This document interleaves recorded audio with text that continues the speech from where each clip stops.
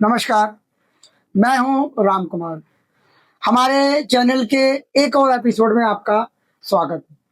आज हम बात करते हैं हाफ बॉडी पैरालिसिस, जिसे अधरंग या जिसे हम नॉर्मली ज़्यादातर लोग लकवा बोलते हैं। चलिए हम बगैर टाइम बिताए सीधा डॉक्टर साहब से बात करते हैं। डॉक्टर साहब नमस्कार, आपका हमारे चैनल में स्वागत है। अब आप हमें ये बताइए कि एक्यूपंक्चर में ये लकवे का इलाज कैसे होता है? देखिए, जो एलोपैथी है, वेस्टर्न मेडिसिन, जो मॉडर्न मेडिसिन है, उसमें हेमीप्लेजिया या फिर लकवा जी उसके होने के जो कारण हैं उसके आंकड़े में लेके बैठा हूं। जी तो 29% जो हेमीप्लेजिया होता है वो स्ट्रोक की वजह से होता है। 17% जो है मल्टीपल स्क्लेरोसिस की वजह से होता है। मल्टीपल स्क्लेरोसिस एक ऑटो इम्यून डिसऑर्डर जिसमें नर्वस सिस्टम की माइलिन शीट डैमेज होने की वजह से पैरालिसिस होता है, ज्यादातर फीमेल्स में। जी 23% स्पाइनल कॉर्ड इंजरी की वजह से पैरालिसिस होता है। 4% ट्रॉमेटिक ब्रेन इंजरी की वजह से होता है और 7% सेरेब्रल पाल्सी और 5% पोस्ट पोलियो सिंड्रोम। अब आते हैं हम चाइनीज मेडिसिन। चाइनीज मेडिसिन कैसे हेमीप्लेजिया को देखता है? तो चाइनीज मेडिसिन जो है हेमीप्लेजिया को खाली नर्व डैमेज के रूप में नहीं देखता। चाइनीज मेडिसिन में बॉडी की ची, ब्लड और ऑर्गन सिस्टम के इम्बैलेंस होने की वजह से पैरालिसिस होता है। ट्रेडिशनल चाइनीज मेडिसिन में हेमीप्लेजिया को जोंग फेंग बोला जाता है, जिसे हम विंड स्ट्रोक बोलते हैं। विंड जो है आयुर्वेद की लैंग्वेज में कहें तो बात रोग कह लें, विंड स्ट्रोक जी कहते हैं। और लीवर जो है सबसे इंपॉर्टेंट रोल प्ले करता है आपके हेमीप्लेजिया के होने में। लीवर का इम्बैलेंस, लीवर जो काम करता है वो है ची और ब्लड को फ्री फ्लो सर्कुलेट करने का काम करता है। और जब ये काम जो है उसका रुक जाता है तो हाई ब्लड प्रेशर पैदा होता है और पेशेंट की टेंडेंसी बन जाती है स्ट्रोक होने की, ठीक है ना। और लीवर यांग का राइज होना। और इसके अलावा किडनी और हार्ट, ये दो ऑर्गन्स और हैं लीवर के साथ साथ जो इन्वॉल्व होते हैं स्ट्रोक होने। डॉक्टर साहब, अब आपसे अगला सवाल ये है कि चाइनीज मेडिसिन या एक्यूपंक्चर में लकवे का क्या कारण है? देखिए, चाइनीज मेडिसिन में 4 कारण हैं लकवे। सबसे पहला कारण है विंड फ्लेम, जो हो जाता है बॉडी में, उसकी वजह से चैनल्स ब्लॉक हो जाते हैं।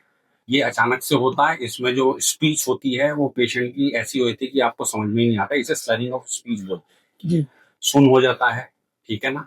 और दूसरा कारण है ची और ब्लड की डेफिशिएंसी। इसमें रोगी को ज्यादातर जो है थकान और कमजोरी लगती है और इस वाले टाइप की जो रिकवरी है वो बहुत स्लो रिकवरी। तीसरा कारण है लिवर और kidney gene deficiency with internal wind. Internally वात रोग का इतना अंदर प्रोड्यूस हो जाना कि उसकी वजह से लिवर और किडनी दोनों अफेक्ट हो जाते हैं, ठीक है ना। और जो सबसे चौथा कारण है वो है ब्लड का स्टैग्नेशन या रुक जाना, ठीक है ना। ये 4 कारण हैं जिसको हम डायग्नोस करके पेशेंट को उस हिसाब से ट्रीट करें। डॉक्टर साहब, सबसे अहम सवाल आपसे अब ये है कि क्या लकवे के पेशेंट की पर्सनालिटी और बिहेवियर भी कोई रोल प्ले करता है इसमें? हाँ जी, बिल्कुल करता है। बहुत अच्छा सवाल है। इसमें मेन तो पर्सनैलिटी और बिहेवियर पे डिपेंड करता है। देखिए, 3 तरह की पर्सनैलिटीज होती है चाइनीज मेडिसिन में, जो टेंडेंसी प्रोड्यूस कर देती है लकवे के होने के चांसेस बढ़ा देती है ऐसी पर्सनैलिटी जी वाले लोगों में। ये 3 पर्सनैलिटीज हैं, liver types of personality, kidney type of personality और आपका जो है हार्ट टाइप ऑफ पर्सनैलिटी। जो लिवर टाइप ऑफ पर्सनैलिटी है इसे वुड एलिमेंट से जोड़ा जाता है चाइनीज मेडिसिन। वुड टाइप जो पर्सनैलिटी होती है, ये आदमी जो होता है बहुत इम्पेशेंट होता है और इसे गुस्सा बहुत जल्दी आता है।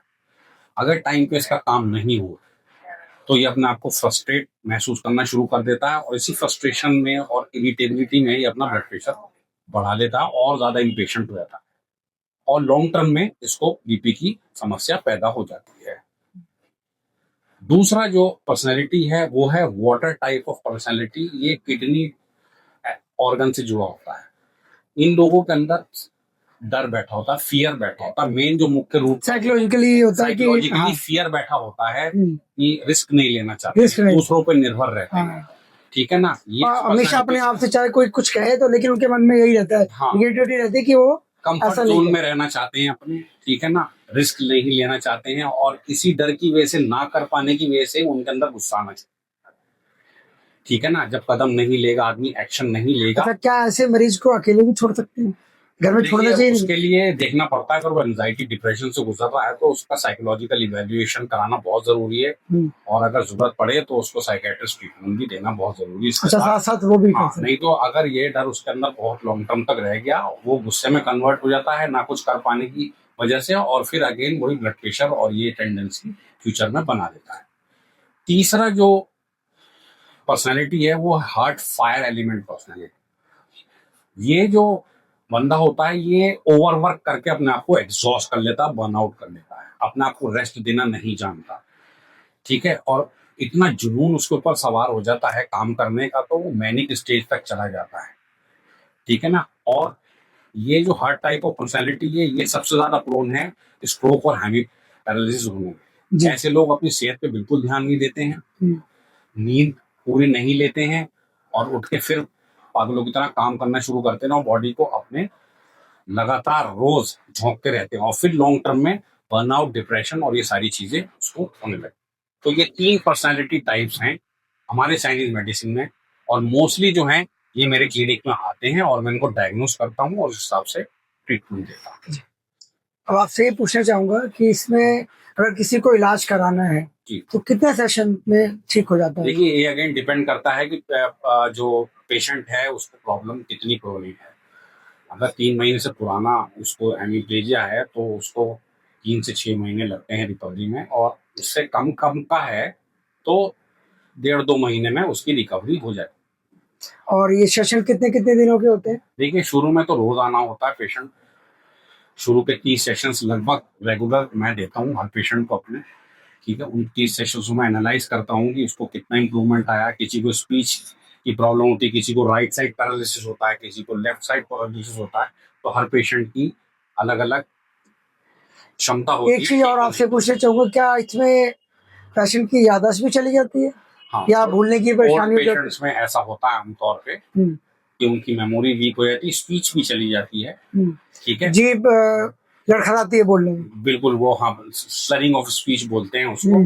और दो, ब्लड प्रेशर और डायबिटीज ये सबसे ज्यादा अहम रोल प्ले करते हैं इसके मैनेजमेंट में। अगर ये दोनों चीजें कंट्रोल्ड हैं तो पेशेंट की रिकवरी बहुत जल्दी। अच्छा, ब्लड प्रेशर और डायबिटीज और ये बीपी और शुगर की अगर आप दवाई ले रहे हैं तो उसको बिल्कुल ना छोड़े, बिना डॉक्टर की सलाह के उसको लेते रहें और साथ में अच्छा, एक्यूपंक्चर करें। एक चीज ये भी जानना चाहूंगा कि अगर ट्रीटमेंट आपसे करा रहा है एक्यूपंक्चर की, तो क्या कोई साथ में दवाइयां भी खानी जरूरी है या सिर्फ आप ही से ठीक हो जाएगा? एक्यूपंक्चर में हम दवाइयां नहीं देते। पेशेंट जो आता है हमारा ऑलरेडी ब्लड प्रेशर या डायबिटीज की दवाई, कुछ लोग साथ साथ न्यूरोलॉजिस्ट की भी वो सब दवाई हम छोड़ने के लिए उनको नहीं कहते, वो दवा वो लेते रहते हैं। लेते रहें तो बहुत अच्छी बात है, बिना डॉक्टर की सलाह के। मेरा ये कहना है कि दवाई बिल्कुल नहीं छोड़नी चाहिए, और एक्यूपंक्चर के साथ अगर आप दवाई ले रहे हैं तो आपको और अच्छा रिकवरी और जल्दी ठीक होने के चांसेस। और एक ये भी बताइए कि कितने % चांसेस है ठीक होने के? बिल्कुल 80 to 90% चांसेस हैं। और पहले की तरह चल फिर सकता है बोल? इस 22 साल की मैं अपने एक्सपीरियंस बता रहा हूँ कि मैंने लगभग सैकड़ों केसेस हेमीप्लेजिया पैरालिसिस के ठीक किए और 80 to 90% तक रिकवरी का सक्सेस है। कभी कोई आपके पास ऐसा पेशेंट आया जिसने शिकायत करी डॉक्टर साहब जितने दिन मैंने इलाज कराया फिर मुझे ऐसी प्रॉब्लम नहीं? ऐसा कुछ नहीं। ऐसा कभी ठीक होने के बाद वो परमानेंट ठीक रहता है। मेरे पास हैं उनके वीडियोस तक मैंने अपने यूट्यूब चैनल। अच्छा, चलिए ठीक है डॉक्टर साहब, धन्यवाद। आज के चैनल में बस इतना ही। मिलते हैं आपको नए एपिसोड में नए टॉपिक के साथ। तब तक स्वस्थ रहिए, मस्त रहिए। धन्यवाद।